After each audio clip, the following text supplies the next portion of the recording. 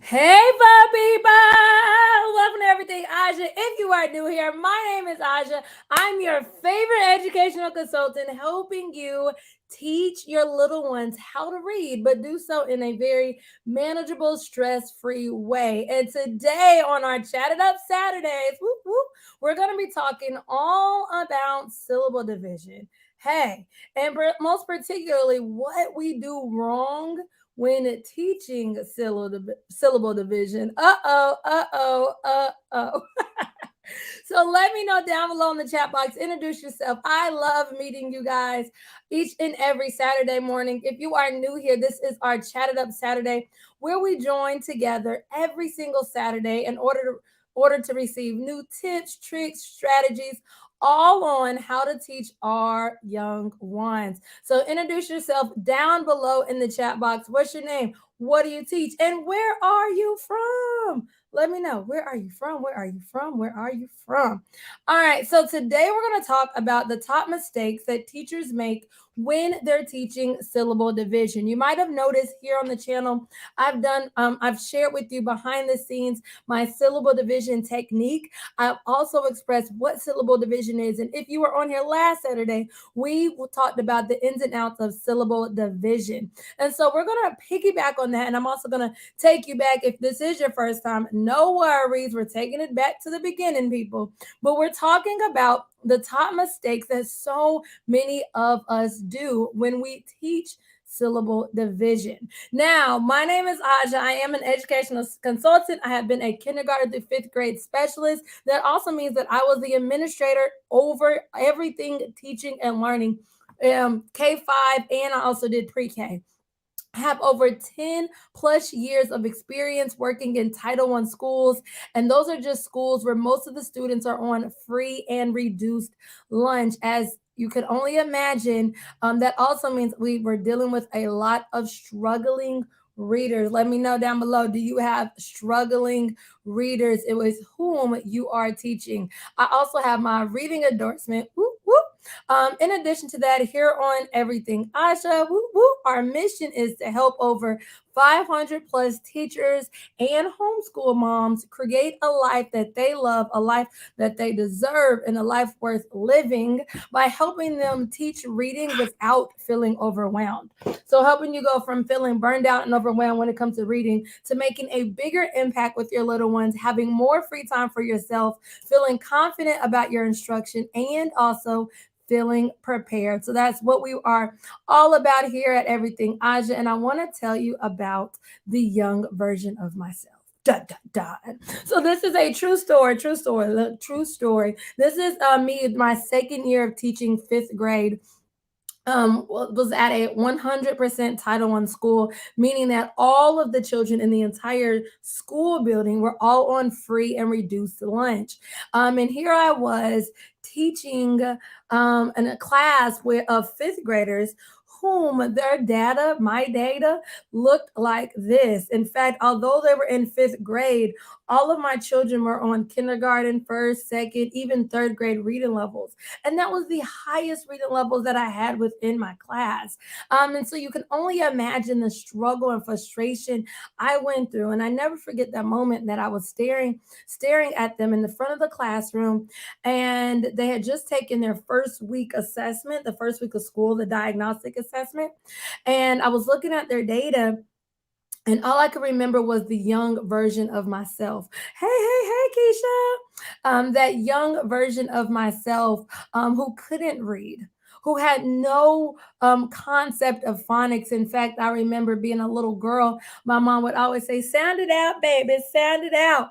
She had no idea. I didn't know how to sound out words. I was that kid that did not know how to sound out words.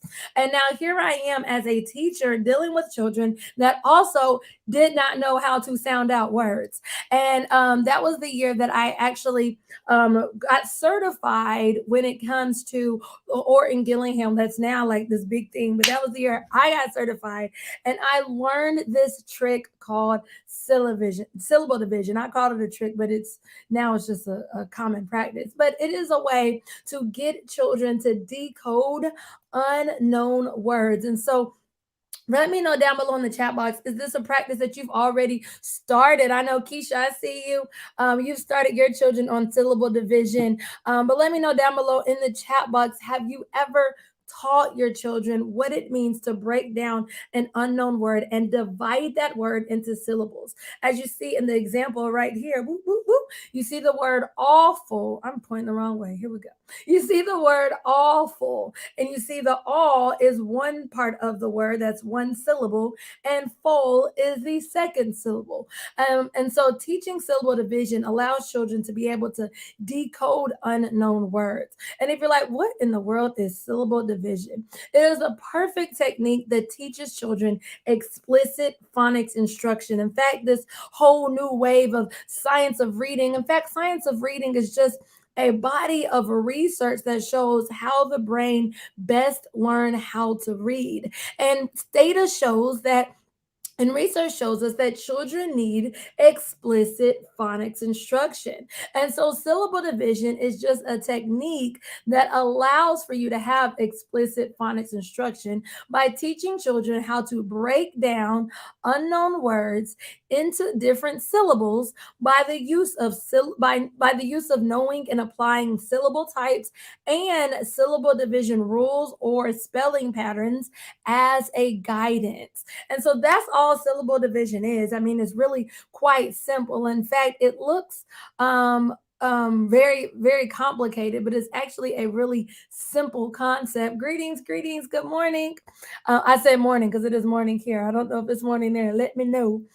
Syllable division. So the Institute of Multisensory Education says that syllable division strategies taught in isolation will provide direct instruction to enable students to transfer those word attack skills when reading text independently.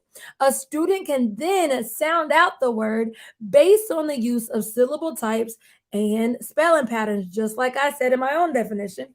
Once a student can decode the word, the brain then registers if that word actually holds any meaning. So for those that are not certified in science of reading, let me just break down this concept. There's a math problem. Goodness, I can even say it. A multiplication problem in which the simple view of reading is based off of, and that just simply means decoding times language comprehension equals reading comprehension. And so the first part of that is decoding. If children do not have some sort of technique or way of decoding unknown words, then the math problem completely crumbles and they'll never reach reading comprehension. But if you will give them the tools they need to decode, and then you multiply that by language comprehension and them understanding the meaning of words, then that is how you get children to learn reading comprehension. And so let me show you what syllable division looks like in action, real time. This is the end goal of which you would want a child to get to. Now, I teach syllable division using a tapping technique. You certainly don't have to, but I'm going to do it so that you can hear it. So this is a word that has already been divided. We're not going to go over the steps because today we are talking about the mistakes that most teachers make when doing this. But I do want to show you the end goal of what you want your children to actually do when they come across an unknown word. So let's say you are teaching your children and they come across this word sunlit and they do not know how to pronounce that word. So then they would say sunlit, lit, sunlit. And so now they know how to pronounce the word. Okay, going back to the simple view of reading, they then take the word, okay, sunlit, and then apply meaning to that word, which leads them to reading comprehension. Whoop, whoop. Thumbs up if you're like, oh, yeah, I love that. I did not know that the syllable division technique could actually lead me and lead my children into reading comprehension. True story, true story. So some facts we know about syllable division that we've already covered here last last Saturday. Woo, woo, thumbs up. All right, awesome. Syllable division helps children with decoding unknown words. It also helps children with spelling and even oral pronunciation of words. Not only that, like we stated earlier, it helps with comprehension, and most importantly, it helps struggling readers close in their learning gaps. So, the great thing about syllable division is it can be taught with upper grades. A lot of the science of reading research and so forth are mainly targeted at kindergarten through first grade. However, syllable division is targeted second through fifth grade because it pretty much encompasses all of everything that a child would have learned kindergarten and first grade, and then makes children apply it in a very systematic way. As you see now, there's a new example on the board, on the screen, not on the board, y'all. That's that teacher in me, the teacher in me. But right here, it shows the word repeat. You see how that word is broken into two different syllables, and applies different rules. You see a vowel team that's in there. You see the vowels are both the long vowel sound making the E sound. And so this is an example of what a word would look like, being divided into two different syllables. So the major thing and the major reason that you are on here right today is like, wait, what if I don't do it right? But what if I don't do it right? You see, the thing is, so many teachers, as they're starting to get certified and in the science of reading and strategies, the issue with it is it's so new that the probability of you doing it wrong is very high. The issue when you do it wrong is now that learning gap that child had, that might have started with a 1 year gap, could now widen simply because you are teaching syllable division in a wrong manner. Did you know you can do it in a wrong manner? Well, yeah, you learned today. But that simple gap that children have has now widened simply because you are doing it wrong. And so today we're going to address any misconceptions, anything you're doing wrong. Let me know down below in the chat box if you have any additional questions to how to do it right. But let's address first off what you should not be doing, like what you're doing wrong or might be doing wrong, or just simply things that you should be avoiding as you start to teach your young ones how to divide words. All right. So, what are the mistakes? You're like, okay. So if I do it wrong, it could widen their gap. But what are the mistakes? Well, the first mistake is assuming that all students have the same level of understanding. So as they come to you, thinking that they already know their sounds. I've seen that one done so many times. You're like, I don't need this. I tell all my clients within my syllable bootcamp and teaching by design, I always tell them, hey, you have to start off with sounds because not all children have that background knowledge. And so the thing was, do I have any like super upper grades, like fourth and fifth grade? Part of teaching syllable division is you have to do it in a very systematic way. And so if you don't teach sounds and you assume that they should know their sounds by now, they learn that in kindergarten. Well, what ends up happening is they'll start to divide words using the way that they think that the letters are pronounced, therefore making it even more difficult to decode unknown words because they're using the wrong sounds. And so don't assume that all students have the same level of understanding. So you never want to assume that. And so you need to actually give them that understanding, give them everything they need. And also, you can assess each student's understanding. Understand before you even get started, what is it that they know? And then you know exactly what gaps they need. So, what letter sounds do you know? Especially if you're teaching upper grades and you're like, okay, right now it might be the middle of the year, and it's like I need to know how I can help them. The first thing you want to do is assess what do they know. What vowel teams do they know? What sounds do they already know? Do not assume that they know anything. Assume that they are a blank slate. That is why their data looks like it does. Okay.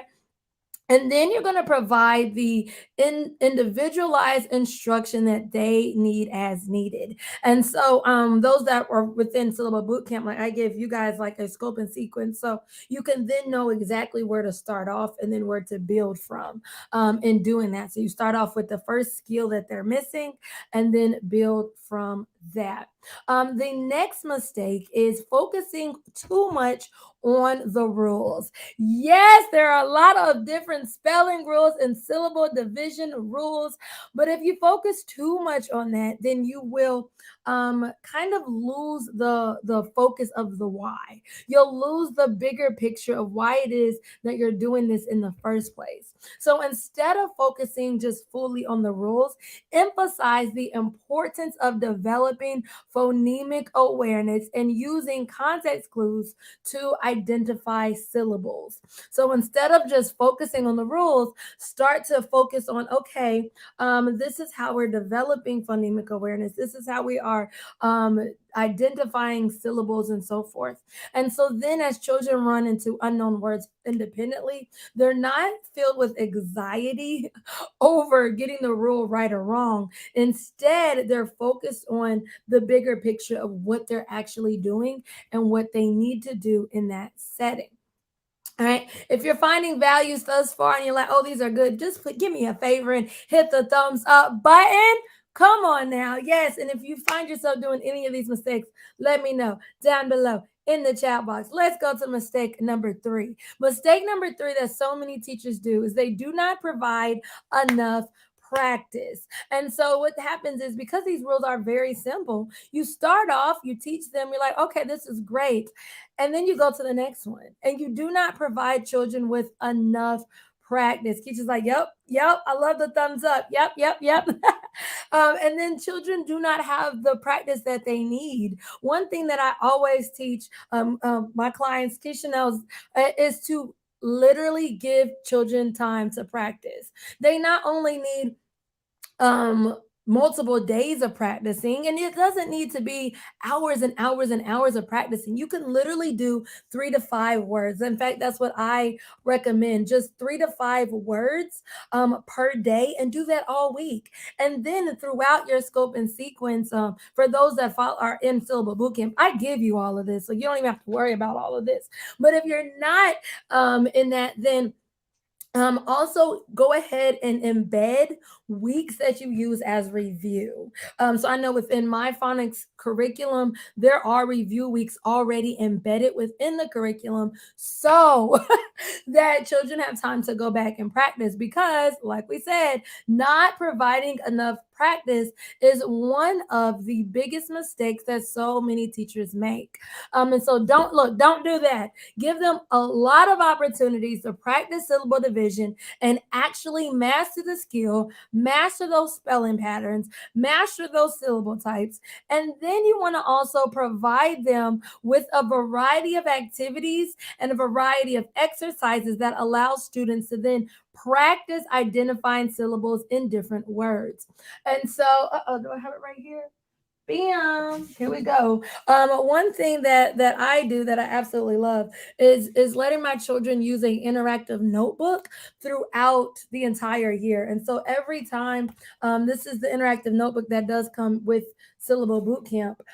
But with it, it does have done for you notes, but it also has labels that you can use to literally just put in the kids' notebooks, and then they have the words to practice. You don't even have to think about it. It's right there. But it just goes from, 1 syllable words to 2 syllable words, and then progresses to 3 syllable words. And this is how you kind of, guide them along the way. And so that's one of my favorite activities, is the syllable division interactive notebook. Let me know down below in the chat box. Don't y'all love like when something is done for you and you don't even have to think about it? Like, already done. But yes, so that is one thing you want to do, is provide them time to practice the skill.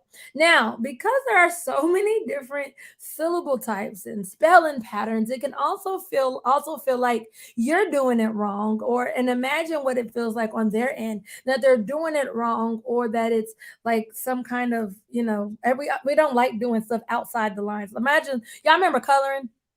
You might remember coloring, like when you learned how to color, or have you ever taught a little one how to color? Literally, the one thing that they're thinking about is do not color outside the lines. I do not want to color outside the lines. Well, that's a very similar concept to syllable division. You don't want to do it wrong. You want to master that skill. And so make this as simple as possible as you're teaching your young ones the syllable division technique of breaking down unknown words. Don't overcomplicate it, right? Using overly complicated terminology day in and day out can then confuse them. And then, just like we talked about the other mistake, they're more focused on the rules than the process. The process is to use the rules, to use the syllable types in order to decode unknown words. That is the goal. And so, don't overcomplicate it. Avoid using overcomplicated terminology when teaching syllable division. You do want to teach them the rules, you do want to teach them the spelling types, but more importantly, you want them to get the picture. So use simple language and provide clear explanations and expectations. Come on now. You want to be as specific as possible. And that's also one of the things that I love about the notebook is because it comes with the notes in a very simplistic way. And so if you don't want to come up with anything, here you go. All right, when we're teaching open syllables are when a syllable does not have a consonant to the right of the vowel. The vowel will make the long sound. It's so simple, straight to the point. I didn't make any extra, there's no extra terminologies within there. Like they understand what it is that an open syllable does. You said yes to the done for you stuff. Come on, yeah, we on the same accord with that. Teach smarter, not harder, right? All right, the next mistake is not modeling the skill, not modeling the skill. So a lot of times when a lot of times this is it kind of like builds on each other. And so when you're actually teaching the syllable division technique, it can be very easy for you to say, okay, they know how to do it because they've been doing open syllables. Then when we do because they've been doing closed syllables, when we do open syllables, they should have it. No, model, model, model. And watching you do it, they will learn how to do it. Y'all remember I do, we do, you do. It's like somehow we just forgot about that. We're like they need to be independent thinkers. They can do it on their own. No, this is why they have learning gaps, and this is why we need to close in those learning gaps. So definitely do the scaffolded method. I hate to keep bringing this up, but in syllable boot camp, in the syllable division routine, it starts off with a modeled example. Then there's practice time for them to do it with, as you kind of walk around, do it with them, and then there's time for them to do it on their own. And like I say, they're only doing up to five, like 3 to 5 words per day, and they're practicing every single day. Because with syllable division, consistency is key, because you want to keep those spelling patterns and spelling rules fresh in their minds and fresh in their heads. You want to make sure that you are doing it every day. But like I always teach you guys, teach smarter, not harder. It doesn't need to take you longer than 15 minutes. In fact, I have done for you lesson plans, syllable division lesson plans. The first part is only like 5 minutes. The last part is only like 5 minutes. And so the middle part is only 5 minutes. But within that 15 minutes, you literally scaffold them throughout the process. I'm modeling it. We're doing it together. Then I want to see you do it by yourself. So definitely model the skill and then demonstrate how to identify syllables and words. Do the thinking out loud and provide students with the opportunities to practice the skill themselves. So don't just do a think aloud and then say, okay, they have it, they're done. No, you model it. So, for example, if I was doing the word open, like on the screen, I would literally have it out and I would do the think aloud, like, Well, first I have to identify the vowels. So I'm going to write my V under vowels. Then I need to see, are there any consonants in between the vowels? And you are literally doing a think aloud that serves as modeling the process for them. Now, the next mistake that so many teachers make that I don't want you making is not addressing common misconceptions. So, because students are learning so many different rules and syllable types, and there's so many things that they're learning, it's very common for them to form misconceptions in their mind. And this is also why the modeling and the consistency is key. And so you want to make sure that you address any common misconceptions that you are seeing and then provide clear explanations to help students overcome them. And so I know I didn't put on here that one mistake is they only do it one time, but y'all have to be consistent. That's a huge mistake that you are doing to like stop the growth if you're not doing this consistently. But as you're doing this consistently, address any misconceptions that are occurring within your children. The next mistake do is not providing feedback. Mm, mm, mm, mm. Do I have anybody that's like, oh, I'm guilty of that one? Not providing feedback because, like, I teach you guys to make stuff, done for you, rinse and repeat systems in place in your classroom. It's easy to kind of just say, oh, okay, I'm flying through, and you're not even looking at their paper.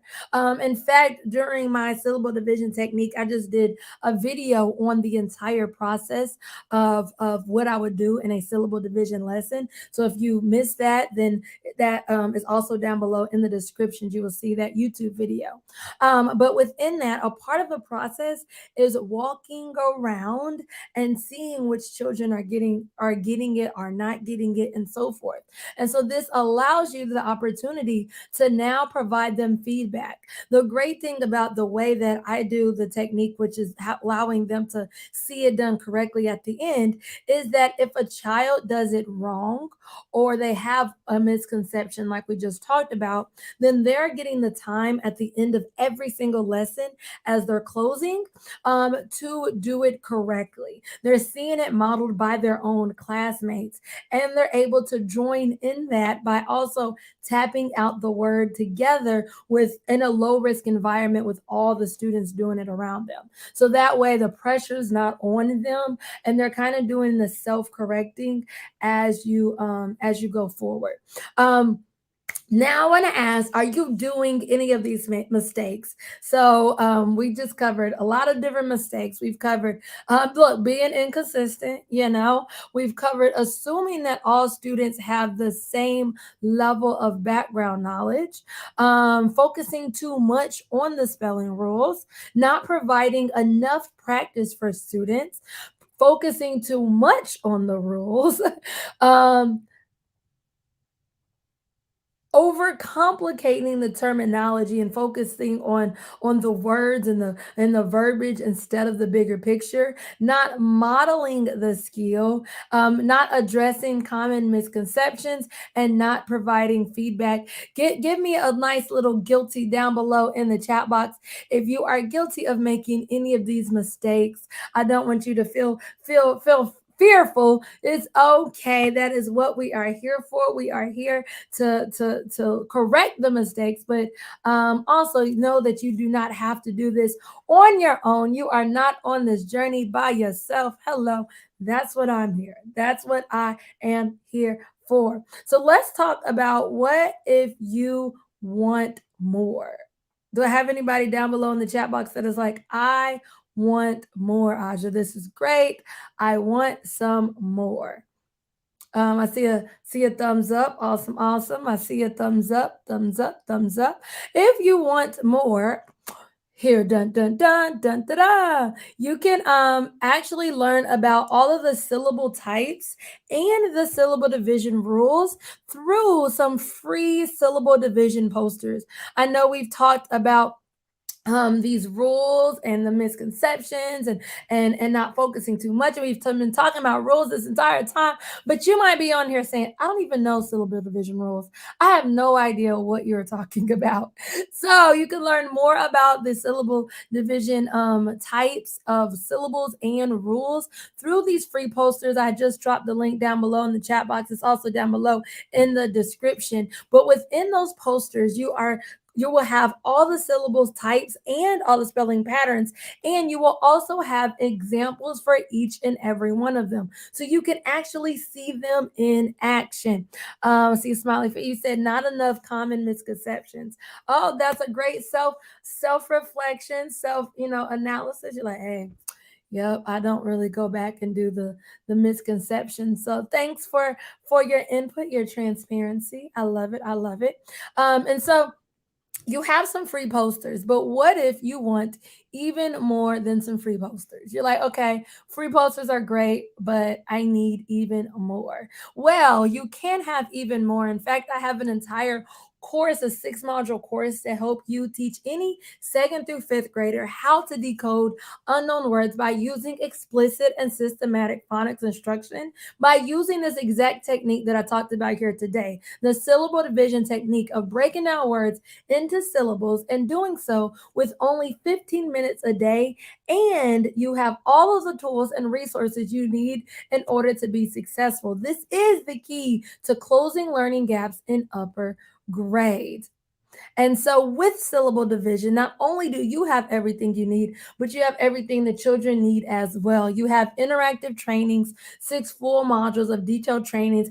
I do exactly what I'm telling you to do. I model it. I model it. You'll hear me doing it with some of my clients. You'll see it in action. I'm all about mastering things, because if you do not master the skill, then how can you teach your little one to master the skill? So you have 6 modules of interactive training, in addition to a year's worth of a phonics curriculum, the entire 36 weeks of what to teach in your phonics instruction when it is already has in a systematic, researched way. So, hey, that is done for you, baby. In addition to that systematic scope and sequence, you also have 36 weeks of done for you scripted lesson plans. You don't even have to think about the lessons that you are doing. I have done it for you. Here they are. You have the entire process I was just talking about, what a syllable division lesson looks like.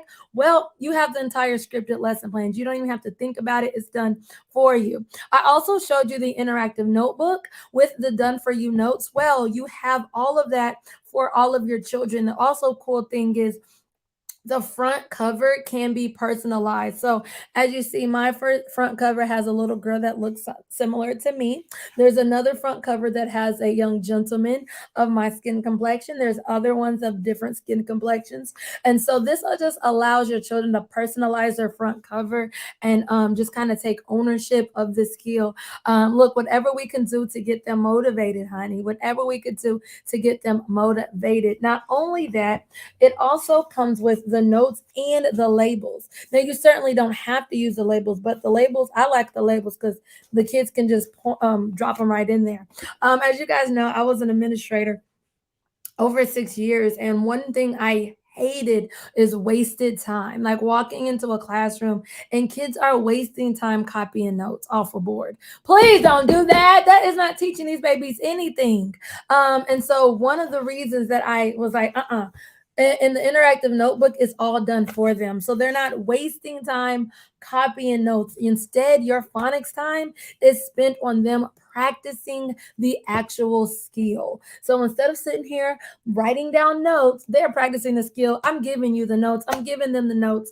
And so this is how you maximize your class time, so your class time can actually be spent on what they need. And so you have those interactive notebooks. In addition to that, you also have the Google Slides to display. And this is even perfect for my online teachers. I know Bonnie down below in the chat box, hey girl, she teaches online, and she was like, thank you, thank you.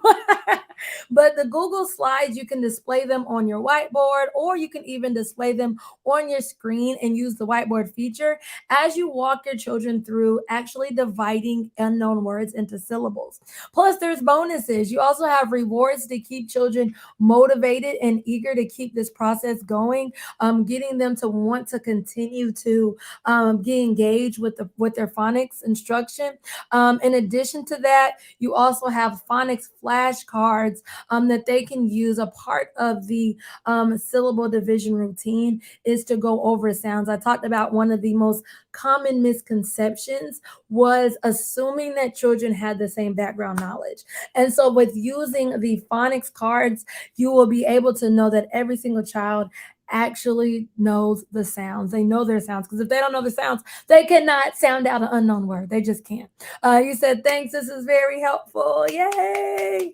Glad I was able to help. Whoop, whoop. Glad I was able to help. Let me know down below what you teach. Are you already doing syllable division? If not, let me help you out right here. I do have 2 videos that go hand in hand with this, and make sure you are subscribed if you are not yet already, because coming out this week, I have a video being released here on YouTube that gives you everything you need to know about syllable division. So last week I dropped this video, everything you needed to know. I can't even point right. Everything you needed to know about syllable types. And this week I'm doing everything you need to know about syllable division. So I'm going to be breaking it down even further. And then I also did a behind the scenes day in the life of my syllable division technique. And within that video, you will actually see me go over how to break down the words. And so make sure you check those out. I also have them down below in the description. And if you have not yet already, please give this video a thumbs up. Share it with your favorite teacher. You know, somebody that is teaching 2nd grade or teaching 3rd through 5th grade struggling readers. Send them this video. Show them how they can close that gap. Make sure that they're not making any of these mistakes. And I will see you next Saturday on our next Chat It Up Saturday. Whoop, whoop. Bye. Thank y'all for tuning in.